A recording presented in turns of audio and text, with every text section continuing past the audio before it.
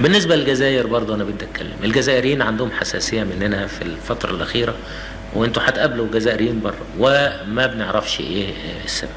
حقيقة في سبب هم قالوه لي، إن الأخ أنور وهو في اليوم المفتوح أو مع طلبة الجامعة طالب جزائري سأله وقال له الجزائر ساهمت بإيه في المعركة؟ فهو قال له الجزائر ما ساهمتش بحاجة. هو الحقيقة كان بيعبر عن الحقيقة، ولكن هم اعتبروها دي عملية تشهير بيه. الحقيقة احنا الجزائر طلبنا منها بعض حاجات، ادونا جزء وادونا الجزء الثاني ما ادهولناش. بعتوا لنا طيارات بعد 7 يونيو، بنعرف ان في طيارات جت من الجزائر، ولكن استعوضوها من الاتحاد السوفيتي من الطيارات اللي كانت هتجيلنا. في عندنا بعض طيارات بعتوها لنا ولا استعوضهاش، حوالي 12 طيارة اليوجن 28، واحنا بعتنا لهم وقلنا لهم اعتبروا هذه الطيارات عندنا على سبيل الإعارة. الحقيقة احنا ليست لنا اي نوايا عدوانية بالنسبة للجزائر، ومفيش غيرة ابدا بالنسبة للجزائر.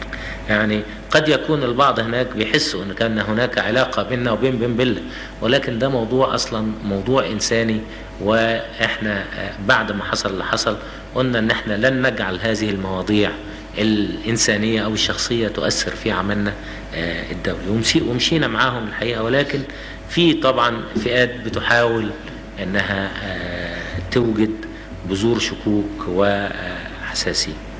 طبعا في بعض مقالات طلعت في الجزائر واتكلمت علينا هنا وهجمتنا، وإحنا الحقيقة أخذنا الموضوع بهدوء ولم ننفعل، ولو أن الهجوم كان هجوم لا حق لهم فيه. يعني رئيس تحرير جريدة جاء هنا وقال ان ما رجع كتب انه راكب مع سواق تاكسي، وسواق التاكسي كان بيسمع لندن، فقال له ليه بتسمع لندن؟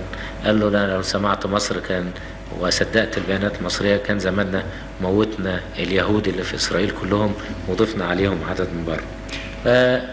طبعا معنى ده هناك لما يتنشر قصة بهذا الشكل معناها ان بلاغاتنا بلاغات غير حقيقية. يا ناس يا اللي بتقروا هذا الجورنال في الجزائر ما تصدقوش هذا. وانا الحقيقة لما رحت المغرب وقابلت بومدين قلت له ان انا وانا راجع هعدي عليه في مدينة الجزائر ونتكلم في بعض مواضيع بصراحة، ورحنا قعدنا واتكلمنا في كل هذه المواضيع. اللي انا برضو بدي اقوله لكم ان ما يستفزكوش الجزائريين، ويجب ان يكونوا عارفين ان احنا في او بعض الجزائريين، لأن برضو في ناس منتمية إلى أحزاب مختلفة من الأحزاب الموجودة في العالم العربي وهم جزائريين، ما يستفزوناش وما يخلوناش نقول أي كلمة قد تسيء إلى الجزائر.